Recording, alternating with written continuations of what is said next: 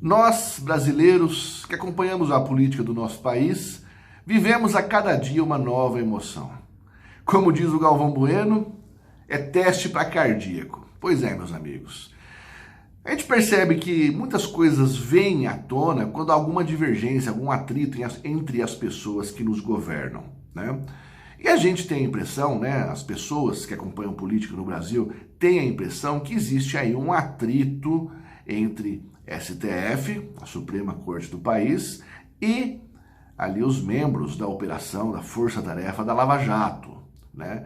Então eu vou trazer para vocês aqui alguns pontos interessantes que eu dei uma olhadinha hoje na internet, onde começa ali de uma decisão do Dias Toffoli, no compartilhamento de informações do pessoal de Curitiba, a pedido do PGR, e no dia seguinte, ou seja, hoje, soltaram aí algumas informações a respeito aí de Dias Toffoli, né? Vamos lá, vamos para as informações. Então esse episódio começa pontualmente aqui, ó. Toffoli manda forças-tarefa da Lava Jato entregarem base de dados à PGR. A decisão vale para forças-tarefa no Paraná, no Rio de Janeiro e em São Paulo. Toffoli atendeu a pedido da PGR, que relatou enfrentar resistência ao compartilhamento de informações. Então aqui nós temos o seguinte: pela decisão do presidente do STF, as forças-tarefa devem entregar todas as bases de dados estruturados e não estruturados, utilizadas e obtidas em suas investigações por meio de sua remessa atual e para dados pretéritos e futuro à Secretaria da Perícia, Pesquisa e Análise do Gabinete do Procurador-Geral da República. O ministro determinou ainda que a PGR examine em profundidade para certificação, existência ou inexistência de dados em investigações relativas a ilícitos cometidos por autoridades com foro privilegiado no STF. Na decisão desta quinta-feira, o presidente do STF afirmou ter visto transgressões por parte dos procuradores que não quiseram entregar dados para a chefe da Lava Jato na PGR, Lindora Araújo, durante uma visita. Na ocasião, os procuradores argumentaram que não foi formalizado um pedido e que essas informações foram obtidas por decisões judiciais. Diante disso, na data de ontem, no seu perfil no Twitter, o Deltan Dallagnol publica o seguinte: a Força-Tarefa cumprirá a decisão do presidente do STF para dar acesso às bases de dados, mas lamenta a orientação inédita de compartilhar informações sigilosas e dados privados de cidadãos sem indicar investigação específica relacionada. Ele continua aqui, ele coloca aqui uma matéria e diz ainda que a Lava Jato do Rio de Janeiro igualmente vai cumprir a decisão do presidente do STF, embora entenda que a decisão é incabível e buscará sua revisão. Agora olha só que interessante, olha o que aconteceu no dia de hoje. Eu gostei dessa matéria aqui que tem alguns detalhes interessantes, não conhecia, blog da Dina, né? Blog do Dina. É importante, meus amigos, que a gente sempre procure pesquisar informações dos nossos interesses, né? Não apenas recebendo informação, né? Procure novos meios de comunicação. Vamos lá então. Odebrecht fez pagamentos a Toffoli quando ele era advogado-geral da União, disse Marcelo Odebrecht à PGR. Meus amigos, eu quero comentar a respeito disso porque essas informações já existiam e elas foram soltadas hoje, depois, um dia após, né, dessa decisão do Dias Toffoli, o qual obrigou o pessoal da Lava Jato a acatar a decisão de compartilhar informações. Então vamos lá, o empreiteiro Marcelo Odebrecht disse à Procuradoria-Geral da República que seu grupo empresarial mantinha um acerto ilícito com o então advogado-geral da União, Dias Toffoli, e hoje atual presidente do STF, e que fazia pagamentos a ele no decorrer do segundo mandato de Lula entre 2007 e 2009. As afirmações foram feitas nos dias 6 e 7 de maio, ou seja, meus amigos, 2 meses atrás, em depoimento autorizado pelo relator de Lava Jato no Supremo Tribunal Federal, ministro Edson Fachin, nos autos da PEC 8319, que correm sigilo. Esses autos contêm o HD de computador de Marcelo Odebrecht, apreendido pela Polícia Federal em 2015. Como descrevemos na reportagem principal dessa série, o empresário, hoje delator, prestou essas informações após ser confrontados pelos procuradores com uma série de e-mails encontrados no computador dele. Disse que um diretor da Odebrecht e um advogado ligado ao PT eram responsáveis direto pelo acerto e pelos pagamentos. Não soube especificar valores nem detalhar aspectos operacionais do acerto narrado. Diante do depoimento de Marcelo Odebrecht e do teor dos e-mails encontrados de modo independente no HD dele, os procuradores do Grupo de Trabalho da Lava Jato na PGR enviaram às superiores do pedido de abertura do inquérito por suspeita de corrupção passiva contra o atual presidente do Supremo. Até a saída coletiva dos procuradores no dia 26 de junho, o PGR Augusto Aras e a subprocuradora Lindora Araújo, chefe formal da Lava Jato na PGR, não haviam manifestado intenção de apresentar ao Supremo esse pedido de investigação. Eles dizem com frequência a interlocutores que Toffoli é o único aliado do Supremo da cúpula da PGR. Então, veja bem, segundo essa abordagem, o Toffoli é o único no STF que está ali ao lado da PGR. Vamos lá. Segundo essa abordagem que eu estou trazendo para vocês, ok? O presidente do tribunal elogiou recentemente em público a atuação de Aras. Na quinta-feira, 9 de julho, atendeu ao pedido da PGR no recesso do judiciário para que as forças-tarefa da Lava Jato no Paraná e no Rio e também em São Paulo entregassem a Aras todo o acervo sigiloso obtido em 5 anos de investigações.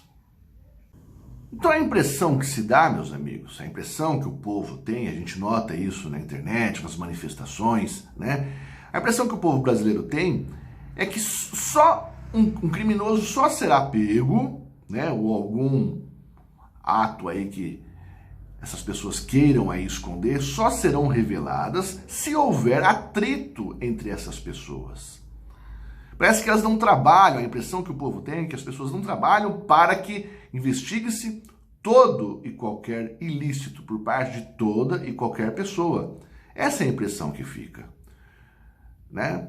Eu vi alguns comentários na internet dizendo que o Deltan Dallagnol só soltou essa informação, né? Na verdade, vamos ser justos, né? O que eu vi na internet, né?